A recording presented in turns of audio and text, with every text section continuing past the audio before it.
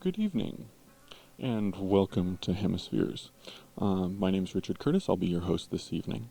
And this evening on Hemispheres, we're going to be talking about the Multilateral Agreement on Investment and fast track authority for the President to negotiate said agreement, as well as free trade generally. Joining me in the studio this evening is Emilie Nichols of the Front Range. Well, I'm sorry, you're going to have to help me. Front Range Fair Trade Coalition. Okay, let's try that one more time. Front Range Fair Trade Coalition. And joining us on the phone, noted labor journalist Dennis Demaio. Hi, how you doing, folks? Okay, Dennis. thanks for joining us. Let's start with Emilie. What is this MAI thing that people keep talking about? MAI stands for Multilateral Agreement on Investment. It's gained some nicknames. NAFTA on steroids. It's been called Global Treaty for Corporations and Transnationals. But the first thing that I saw on the news was an AP report in the first paragraph just had me on the floor. The Organization for Economic Cooperation and Development, OECD, plans to create a mechanism to allow companies operating in foreign countries to sue the host government when investment-related disputes occur. The government is, as far as money, is you and me and our taxes. So if they sue the government, they're suing you and me, and we have to pay up, just like we had to pay for the S&L mess at $500 billion. Okay, and I think this is Dennis, and I think it's quite alarming, as Emilie points out, some of the ramifications of this, and there's numerous titles that are going around, and I've always thought about it as more of a global corporate bill of rights, really, that's being implemented here, and it really fits in with the whole current trend of trade agreements that are being executed, across the planet by the G8 countries now, G7 formerly, now G8. And it really is a situation where the international lending institutions like the IMF and the World Bank are becoming more prominently positioned, and these global entities are being established whereby sovereign nations are really surrendering their sovereignty to an unelected group of people who will decide what is, as Emilie refers to, a quote-unquote investment-related dispute. Now, what can an investment-related dispute be? It could be an environmental law, it could be a labor law that is protecting labor and environmental rights, and if these things become quote-unquote investment-related disputes, what it does is ratchet down the safeties and protections that peoples and governments have erected to protect their own people, and it's a ratcheting down of these standards worldwide to whatever this unelected group of bureaucrats really decides is a quote-unquote investment-related dispute. So it really is a matter of surrendering sovereignty to a lot of these unelected people, and it's not very different than what happens in, with the World Bank and the IMF now implementing their structural adjustment programs throughout the planet right now. Yeah, it's really not a change in character for this group of people, but I do think it's a little bit more stunning in its audacity than anything they've done so far. well, on the technical side, the agreement itself is something that would be, in essence, made law by the Congress and by the President signing a bill, and it would be through that legislative action that we surrender this sovereignty. No, the fast-track legislation has been written with some language in it that will enable them to go back later and supposedly negotiate this agreement. and it's on. It has to do with foreign investment, but the problem is that the agreement has been negotiated pretty much in secrecy so far. There are so many people and so many groups that have been shunted aside. They finally agreed to let two groups in and give them security clearance so that they could go to the meetings. But other than that, it's been secret. And now with the fast track legislation, they're really pushing labor and the environment and citizenship off to the side. They say, well, there are other avenues for us to explore that. Well, no, we should probably be clear here that fast track authority for the president is one issue, and the MAI is another issue, but they're connected in that the fast track would give the president authority. The fast track legislation sets the table. Just like when you decide you're going to have some people over for dinner and you're going to have 6 people, so you put out 6 plates. Well, this legislation is going to say we're going to have 12 plates and this is who's going to sit at the table, and it's not going to include anybody about labor. It's not going to include anything about the environment. But what is unusual is that investment-related matters were side agreements up until recently, along with labor and the environment. And now all of a sudden, investment-related disputes and negotiations are going to be the main entree to the exclusion of everything else.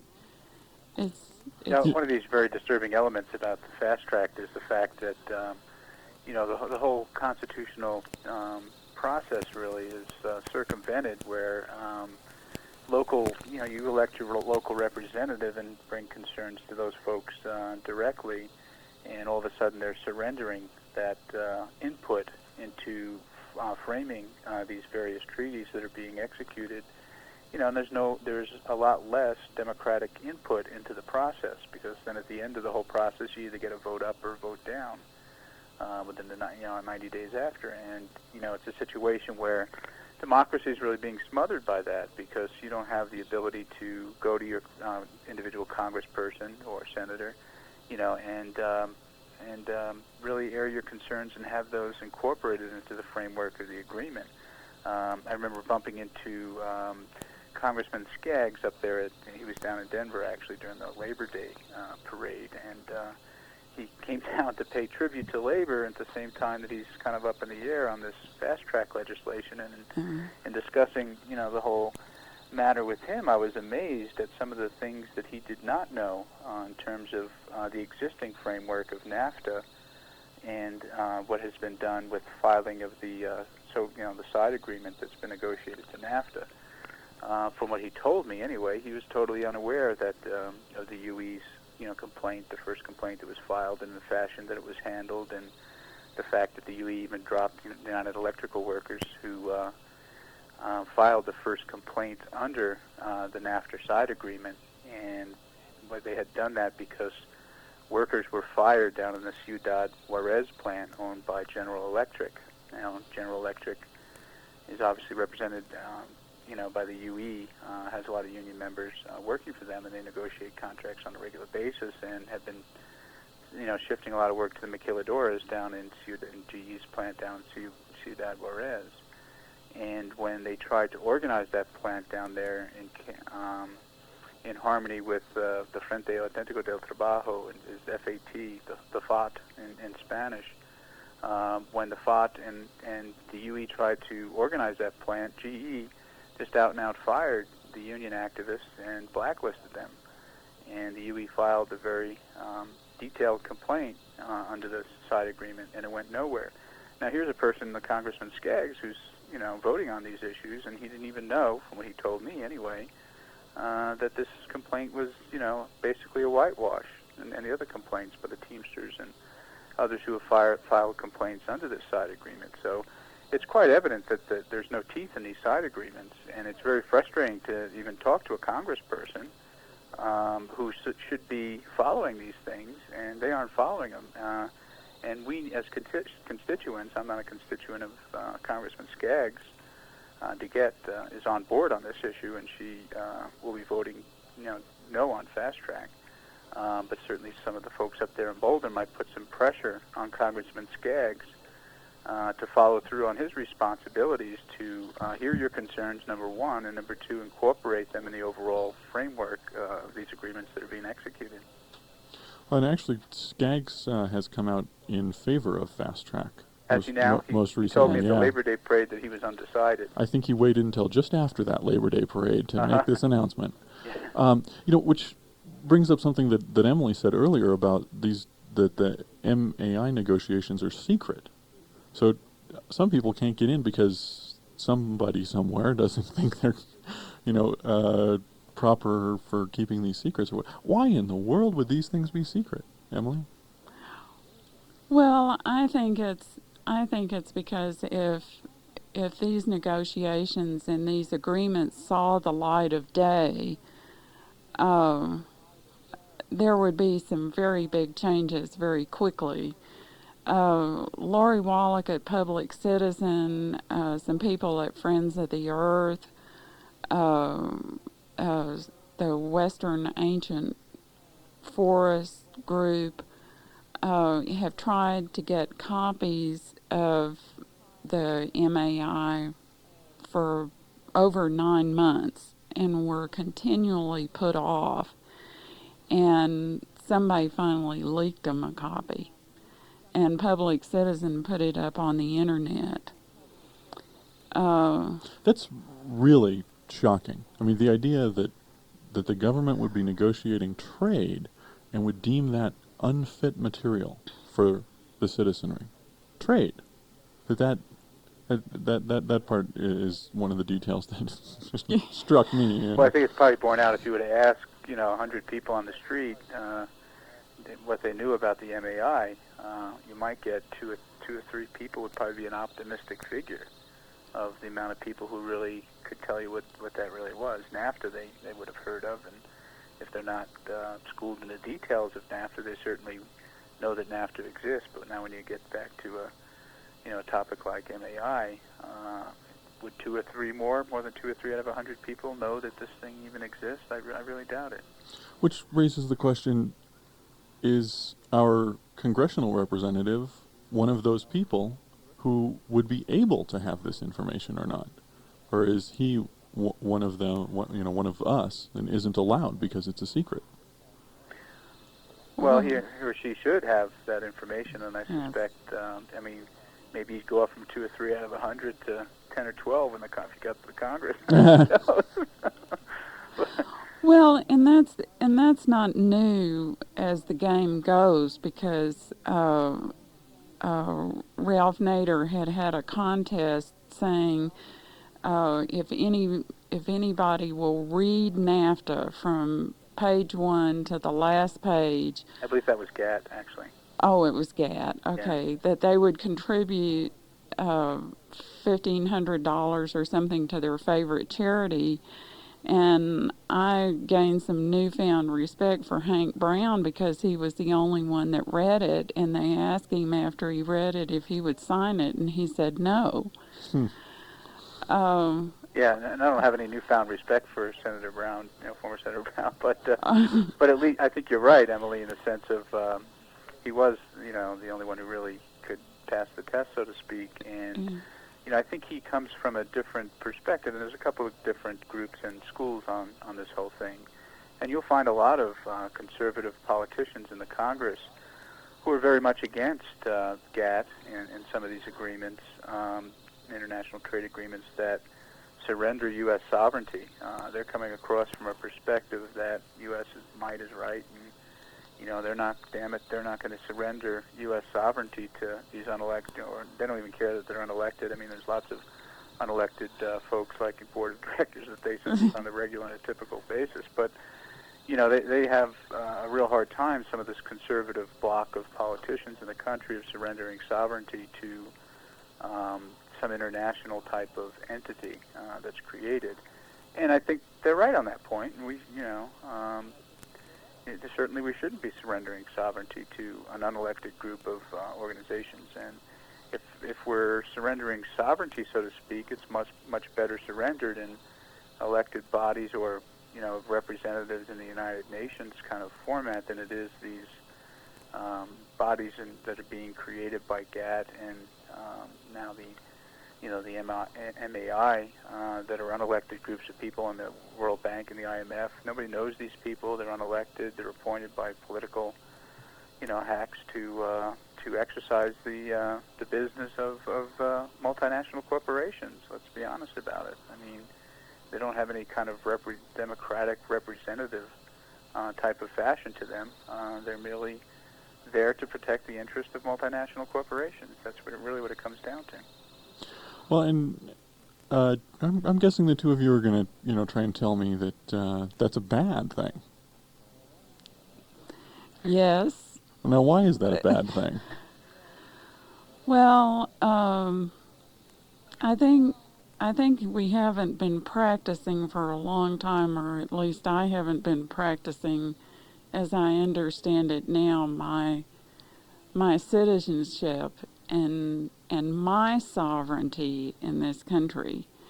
I mean, the last time I looked, and I've gone back to reading the Constitution a great deal, just hoping some of it will sink in.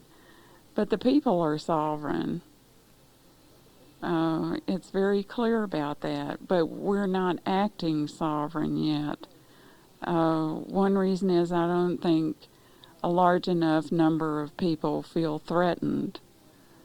But there are some really scary things. I mean, if you decide under this agreement that you're going to yank the money, the capital, the assets out of a corporation in your town that that employs most of the people, that can really have a devastating effect on a community. We've seen that in other communities. Youngstown. I think Emilie brings up a good point about people not feeling heard enough, or people not feeling kind of disenfranchised enough by what's going on here, and it's going to take a while, I think, for it to really set in the impact. And we're already seeing this with, the horrible consequences of NAFTA, and we've seen it with, declining wages certainly over the last 20 years, and the power of multinational corporations, being a direct consequence. Low wages are a direct consequence of that, of corporations having much more power, of percentage of the workforce being non-union because of some of the repressive labor laws. I mean, we're beginning to see the declining wages that are happening and the declining living standards of people, and I think people are beginning to become more aware that agreements like NAFTA and GATT and things like this MAI, if they were familiar with that, they would tie it into the same category as a NAFTA, and people are beginning to see that these things have a harmful consequence on their wages, on their standards of living. And I think it's important, certainly us in the labor movement, of making a real point of trying not to let it be this is just because we want to keep American labor standards up there and wages up there, as much as it is elevating all of the wages, benefits, and throughout the hemisphere. So it's not we have ours and we don't want you to have yours type of situation from any legitimate trade unionists who are talking about the issues of NAFTA and GATT and some of the trade issues. It's really a matter of elevating all standards up to a higher level, and there's a lot of cross-border solidarity that's beginning to take place. So it is a positive consequence.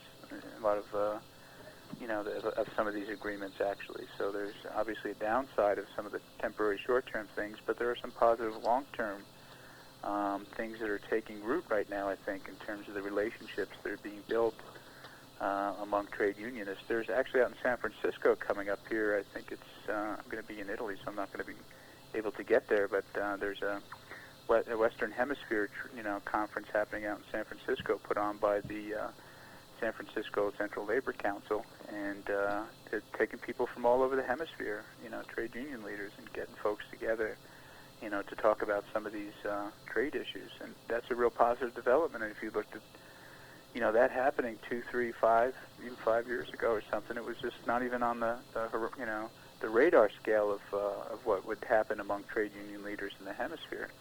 So all of a sudden, we're beginning to see a movement in the labor movement, and certainly environmental organizations have been instrumental also in forming coalitions with labor. So I think we're beginning to see the roots of a good movement building against these. But as Emilie points out, until people really feel like they're hurting as a consequence of this, nothing's really going to happen. But I think it's beginning to turn around in that regard. Dennis, don't you feel like there was a sort of an awakening support of the UPS strikers? Oh, absolutely, absolutely. That was one of the message really resonated. I mean, when Ron Kerry was on, the president of the Teamsters was on TV talking about part-time America will not work. Of course, you've got to put these things nowadays. It's wonderful to have stations like KGNU where we can sit here and talk at length about a topic. But for the sound bites of the mass media in this country, you've got to put it together in 30 seconds. And Kerry and some of the labor leaders are beginning to understand that that's what they need to do to get the message out. But if you can get a 30-second spot of what the UPS strike was all about, Ron Kerry hammered it home pretty well throughout America on TV every night. When he took 185,000 or whatever it was UPS strikers and put them on the street. The message to all of Americans, particularly to corporate America, was that part-time America does not work. That was the message that came out. And people can relate to that right now. You've got a situation where recent Labor Department DOL statistics, have indicated that, almost 1 out of 5 people now in the country is either unemployed, working part-time involuntarily, or working full-time at poverty-level wages.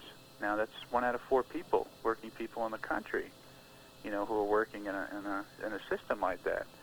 And so you betcha Kerry's message and the Teamsters message of part-time America doesn't work really resonated throughout the country, and I think it's become a rallying point for the revival of American labor in a lot of ways. There are some real positive things that have been going on there. Certainly the new leadership in the AFL-CIO has been a positive development, and although has not moved as fast as some of us would like, at least we're going in the right direction now. So, yeah, I think that message really was important and really resonated across the country very well.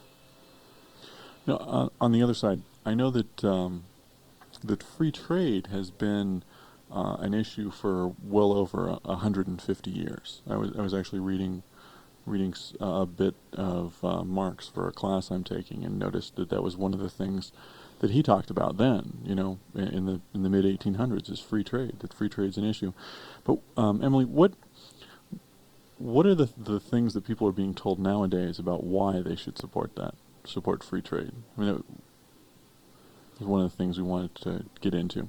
Well, I think the most bogus line of all that they're being told, along with everything else, is that there'll be more jobs and there'll be better paying jobs, and it's not happening. I mean, every April, the Labor Department used to report the median wage, not the per capita wage, but the median wage in the country. They don't even put it in the paper anymore because they don't want anybody to know that it's still dropping. And this is the middle figure. If you take all of the incomes, this is the one in the middle. So that means that half the people below that figure and half of the people above that figure. It's much more telling than per capita income. And that's the real hidden truth that's being hidden from the public here. And I remember covering the Summit of the Eight recently when world leaders had world industrialized. Oh, weren't they just charming? Come into town, and I remember going to all the press conferences, and Clinton was hammering home this message to everybody that the American economy was this model, that the rest of the world should be emulating right now. And it's an aggregate kind of thing that they always refer to as, I think, the economy's up, the stock market's, I don't know, just past Jupiter somewhere, and and they look at things like GDP, and well, GDP it measures, how much is being produced. It doesn't measure how much is being distributed and how equally it's being distributed among, various people. And I was one of those kind of disgruntled ones in the back of the room that never got asked, kind of picked on for a question. But my question was going to be, well, if you've got one out of, 4 people, essentially 25% of the workers in this country working either that, as I referred to earlier, part-time or involuntarily or at poverty-level wages or unemployed. I mean, what kind of model is that to throw out there? It doesn't tell you how you're distributing the goods of society among, all of the people. It only talks about aggregate levels of production. And you could have great GDP numbers, but, if your poverty level's sitting there at 25%, what the hell does it matter? Who does it benefit? And what kind of society do we really want to create? That's what it really boils down to. And are things distributed equitably? That's the fundamental question that President Clinton does not focus on, and the Democrats and Republicans, frankly, just don't focus on those issues. Well, there's a wonderful movie that was done by a woman named Marilyn Waring called Who's Counting? And what the title refers to is who's doing the counting and what's being counted.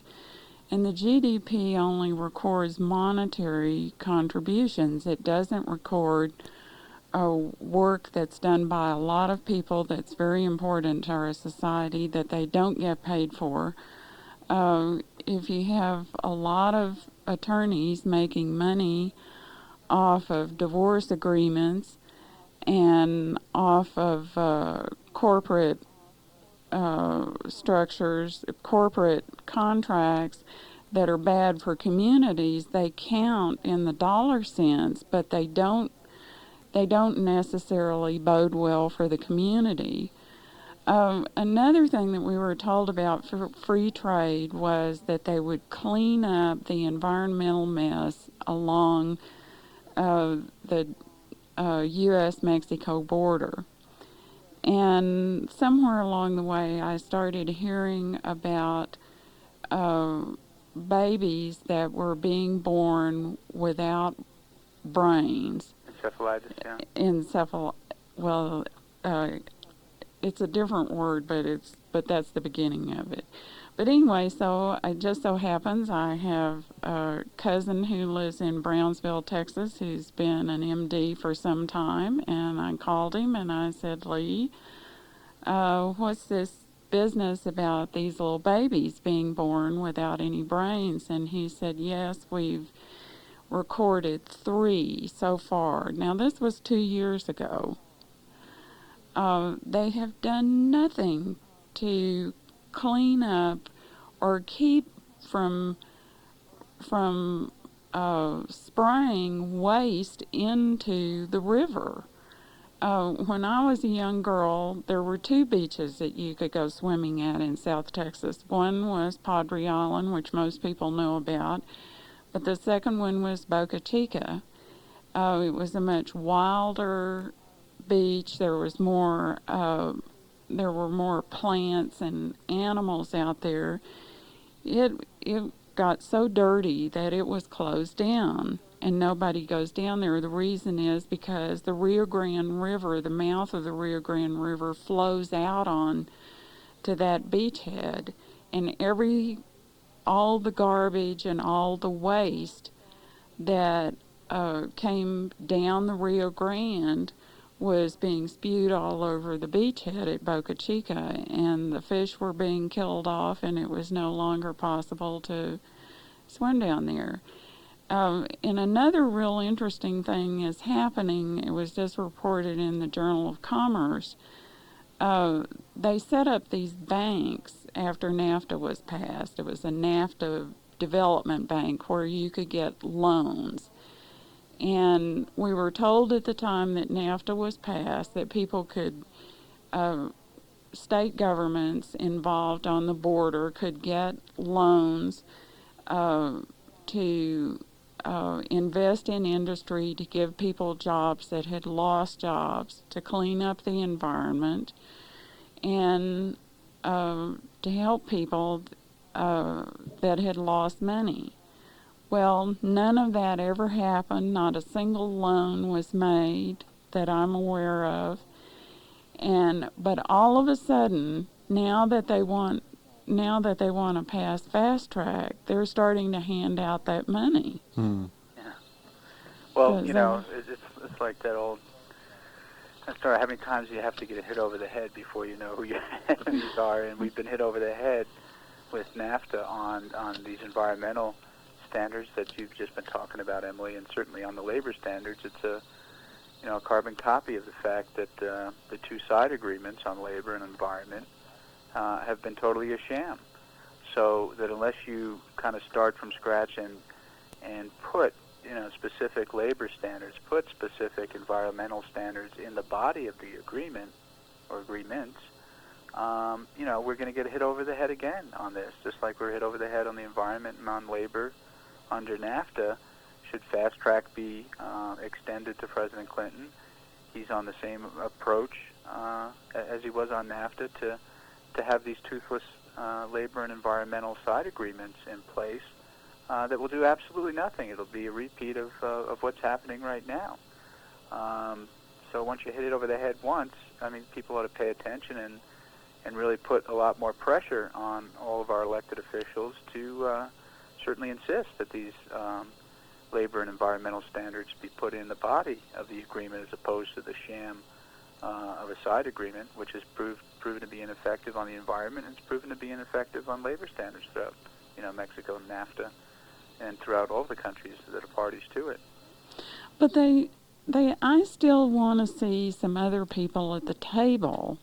I mean, I want to see Dennis Demaio. I want to see Ron Carey. I want to see, somebody who knows something about the environment. I want to see these people sitting at the table hashing out an agreement. There is nothing in fast track that's going to bring any more people to the table. Absolutely not. I mean, they're saying, the last thing I read in the paper, they said that the International Labor Organization was the group that should fight for labor. And they referred to the Rio 5 group in the United Nations. Well, if you follow those organizations, the first thing you found out is that they've been trying to defund them. Absolutely. Matter of fact, And make them absolutely useless. With respect to the International Labor Organization, the United States has not even ratified a good proportion of its conventions that it adopts, on a regular basis. So we can start there by saying, on the labor side, certainly, and the International Labor Organization, for folks might not be familiar with what it is, it's not a flaming radical organization that is all these labor radical lunatics out there coming forth with these conventions that they produce. It's a tripartite organization of labor, business, and government. So it has three components within the organization.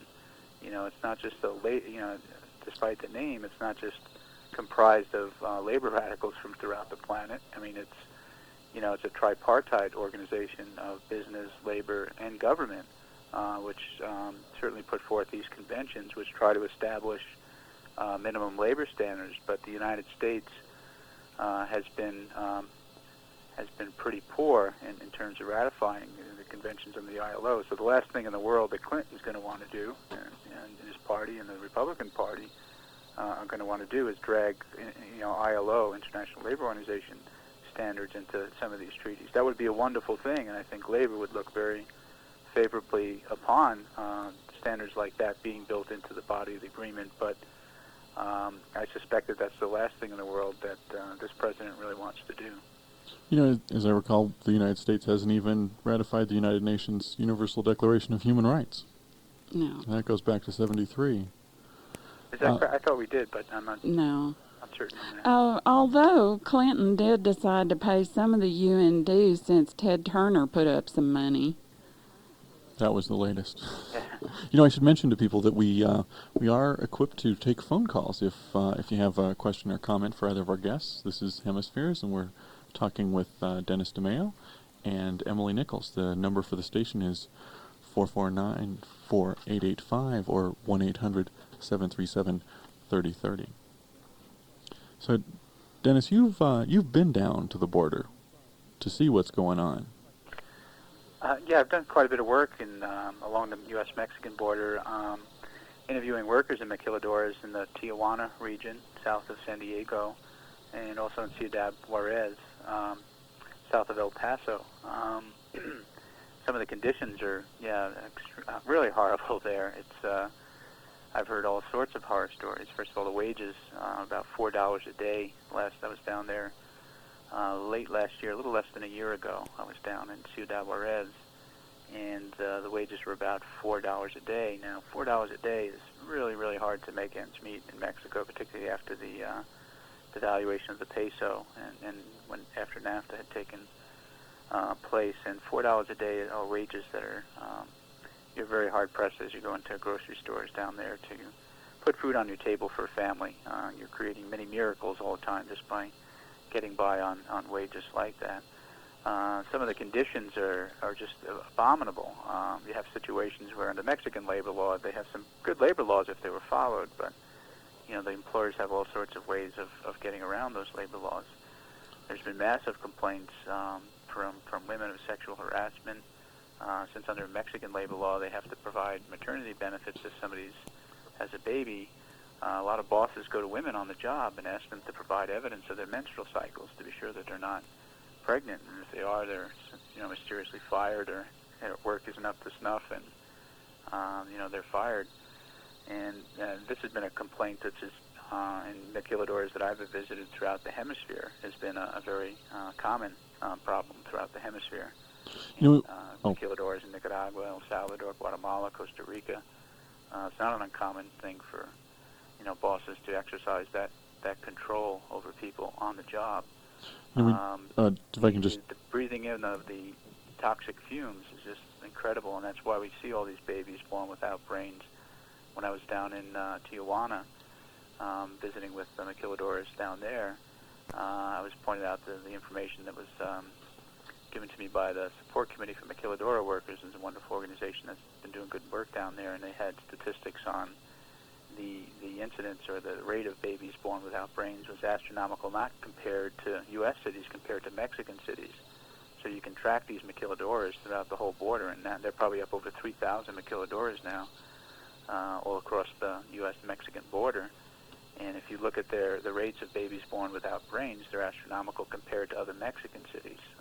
So the sludge that they're pouring, I have pictures of sludge being poured into tributaries leading into rivers. I have pictures of abandoned maquiladoras with no roofs on them and 20, 55-gallon drums of industrial waste just rotting there and from 55-gallon drums, creating an environmental hazard and nightmare. Batteries dumped in the backyards of maquiladoras, just stored 10, 12 feet high, just spent auto batteries. And it's becoming an industrial wasteland along that border.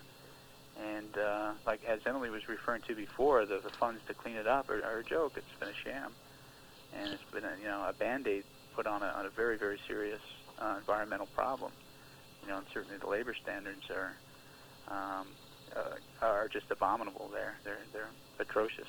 Well, Dennis, we do have a couple of callers already, so let's go to Bill from Lafayette. Hello. Hi there. Hi. I just wanted to add some information on there was a comment on the Universal Declaration of Human Rights. The United States did vote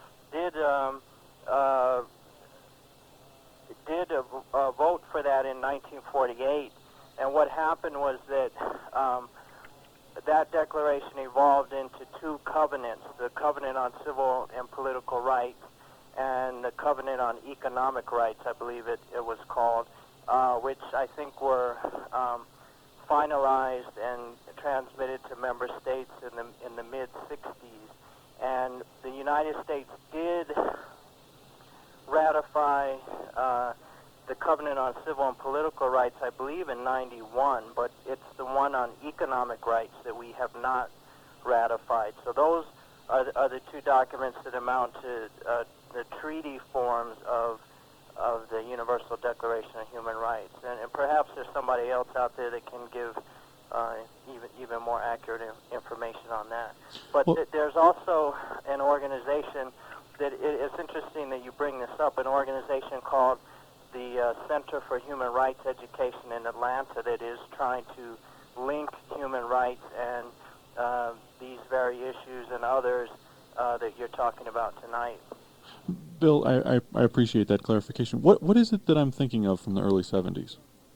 I'm not sure. Okay. I'm not sure. I could be wrong, but I several years ago did a little bit of research on this, and that's what. Oh no, I trust your knowledge on these subjects. Yeah, well, that's an important point. I think that Phil brings up about the link of human rights into these agreements too, and they certainly should be linked to some of these agreements also. Right. It gives us, at the least, cross-border linkage, between all these various issues. Particularly when we talk about things like child labor. Exactly. Well, okay, I'll get off and let the other person get on. Yeah, thanks a lot. All right, thanks a lot, Bill. And we have Spencer from Denver. Yes, I'm on. Hello. Hello. Hello. Yeah, this is Spencer. I have a question. Well, a point to make first. The president says he needs fast track. Well, fast track hasn't been used that much, considering all the trade agreements that we've negotiated in the last years knocked down so that we can sell our goods to foreign countries.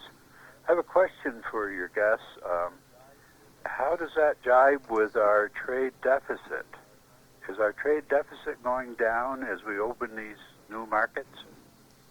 That's a good question. No, Ooh. it's not going down at all. It's getting very bad. And the other thing of it is I'm having a real problem with all these free trade, free enterprise, free markets, because they are not free. We are paying through the nose with them with our tax money through subsidies. And when NAFTA was passed, in order to get the votes of certain members of Congress, they gave away all kinds of subsidies then. It was just loaded with pork. And, here's this Journal of Commerce article. They're suddenly opening this NAFTA Development Bank and giving members of Congress money out of it. I mean, they don't know what they're going to do with it, but it's it's vote buying. Yeah, well, Spencer's question brings up a good issue about the trade deficit, and I don't think it's going down by any stretch of the imagination. But we have to keep in mind that a lot of the multinational corporations are playing real games with this, the liberalization of the import-export rules under NAFTA and what is proposed to be extended throughout the hemisphere now. And for instance, like the big three automakers are investing heavily into the maquiladoras, but a lot of their components are being made down there, so they're shipping materials or buying them across the border there and bringing them back in and selling a car here in the United States. But if you look at the so-called American-made car nowadays, the components within that car are pretty much made all over the planet. And for the big three automakers, they're particularly made. They've invested enormously into the maquiladoras to have light equipment manufactured down there, the alternators, generators, and the electrical components certainly, and then shipped back across the border and then sold here. And the real intent obviously is to exploit the cheap labor over there and have it shipped back here. But the trade agreements certainly create a liberalization for all of the corporations to do that, and to move a lot of the work that was unionized work up on the north side of the border down to the southern part, of south of the border, and bring their equipment back here and manufacture it. I remember being in Ciudad Juarez, and most of the people in the labor movement down there, and even the trade unionists who were celebrating the creation of a new worker center down there in Ciudad Juarez that the UE and the Teamsters have been instrumental in creating. All the trade union leaders who were speaking at that inauguration event of the the new worker center down there, were talking about this phenomenon of they just come over here, the Mexican labor folks would say, and produce their stuff, bring it back across, and ship it, back here or anywhere else, to be sold. So there's a lot of game playing being made by the multinational corporations in terms of this liberalization of the import-export rules, and that's a prime agreement or prime motivation behind NAFTA and the extension of NAFTA and the GATT rules. Is to free up all the rules of trade for their multinational corporations, but have no minimum labor or environmental standards put alongside that, and that's the key aim behind the whole thing. Well, and they also end up doing some real fancy accounting. I mean, when when you have a multinational corporation, they're operating in three different countries, and they just don't want to claim income that they'd pay taxes on. They'd say, well, we didn't make that money here. We made, this happened in Mexico, or this happened in Europe, or whatever, so they don't have to pay any taxes at all. And we have this MAI and the release or new and improved NAFTA, son of NAFTA, whatever you want to call it. They're all intended to create a global Bill of Rights for corporations. I think a lot of us who are tied to labor and environmental organizations we need to start talking about a global Bill of Rights for labor and environmental standards that are built in there, and turn the argument around. And we have the numbers. There's no question about that. To insist upon fair labor and fair environmental standards for our citizens. We have the right to insist that, and we have the numbers behind it to create a powerful force to move organizations and institutions to accept that. And I really think it's a matter of organizing the forces that we have to insist upon this. When they talk about a global Bill of Rights, and that's exactly what the MAI is all about. It's a global Bill of Rights for corporations. But where are our rights? And I think we as citizens throughout the planet really need to organize internationally and start to insist on this global Bill of Labor Rights, a global Bill of Environmental Rights that doesn't create an environment where our children are born without brains. It doesn't create an environment where people have to work for $4 a day in a Mexican maquiladora, and I've been in maquiladoras in Latin America and Nicaragua. It goes down to 28, 30 cents an hour. People don't have to put up with that, and I think we really need to do a good job of organizing people, not only in this country, but certainly internationally, to insist upon our rights in that regard. And we do have another caller. This would be Tom from Boulder. Hello. Thank you for doing what you're doing. It sounds like a pretty nasty piece, but I think most people haven't heard about MAI. I hadn't heard about it until a month ago. And it seems like what I've heard is that Clinton expects to pass the fast track through the House in the next 2 weeks and have the Senate passage by winter. That to me seems like a pretty short period of time for ordinary people to organize. Yeah. Why couldn't we just wait a couple of years and do our organizing over a period of say 2 years, and then come and reverse the whole affair? Thank you. Well, thank you, Tom. Well, that's certainly a good point with the timing of these agreements that are coming right down the pike. But I think a lot of us know that this is a long long fight that we're engaged in. And certainly the MAI as it exists right now, and the fast track as it exists right now in terms of organizing nationally and internationally. At this point, we're running out of time, as Tom, the caller, had just pointed out. But I think a lot of us realize that this is going to take a long time to do, and we just need to be steady. We need to be persistent in terms of not dropping the ball and continuing to organize on it. And a lot of us have been doing what we can to organize on it before. A lot of these agreements are right around the corner, but we just have to keep plugging away. There's no question about it, and it's not going to be a short-term decision on this regard. We're really going to need to be doing a lot of organizing for a long period of time. Well, and I think it's going to be the kind of situation where we just, once people finally begin to see what happens with these kind of agreements, I think we're going to have to go back and clean it up. I mean, we're going to have a lot of cleanup work to do. Some of the things that concern me. There's something called a standstill involved in the MAI, which means that as far as capital is concerned, and this agreement only has to do with capital, everything will stand still at that point, all our laws and regulations. Then there is another aspect of the agreement that talks about a rollback, so that environmental regulations and labor regulations and understandings that I like the way Vandana Shiva says it. She talks about we need to find a way to make capital a guest in our communities. In other words, you can move in here and do something at our invitation, and you can do what we say you can do. But all of that will come to a halt with the MAI. And I think when people see things like that happen, I mean, there's a place in Virginia where they've decided to put in a strip mine, and it's going right up against people's houses, and there were pictures of it in U.S. News and World Report. I mean, and they didn't put it on the news, but I mean, how many people are going to be happy with situations like that? You know, I real quick want to go to a last caller.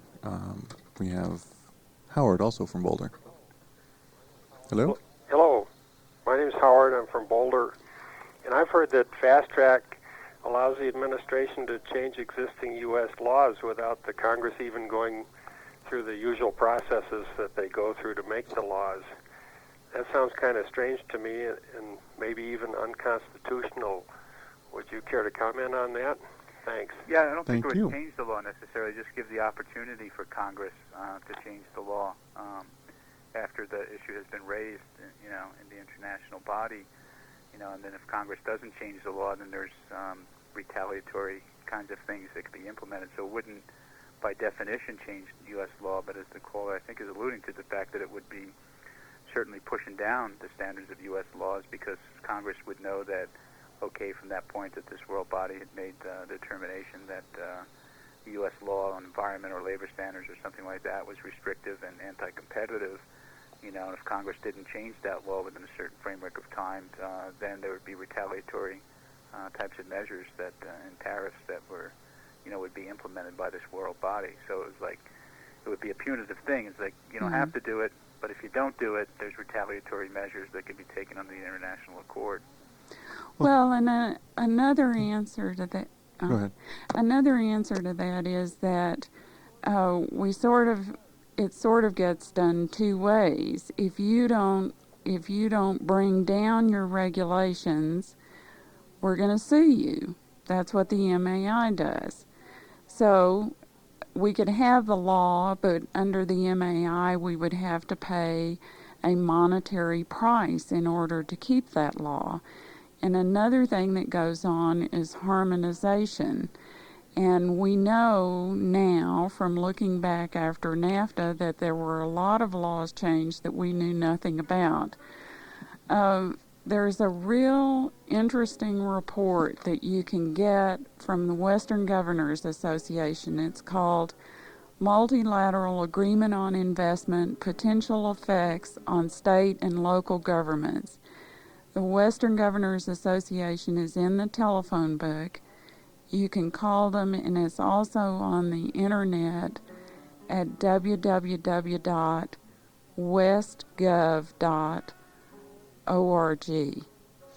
Well, with that, unfortunately, we've come to the end of the show. My name's Richard Curtis. I've been your host this evening, and I'd like to thank Dennis Demaio, labor journalist, on the phone from Denver. Thank you, Dennis. Oh, thanks so much to KGNU for putting on wonderful programming like this to get issues like this out. It's great, and hats off to KGNU there. Well, that's a great plug. We appreciate that, too. And also thank you very much to Emilie Nichols from the Front Range Fair Trade Coalition. Emilie, if people have questions for the coalition, do you have a contact number for them? You can call me at my house. It's 303-798-66.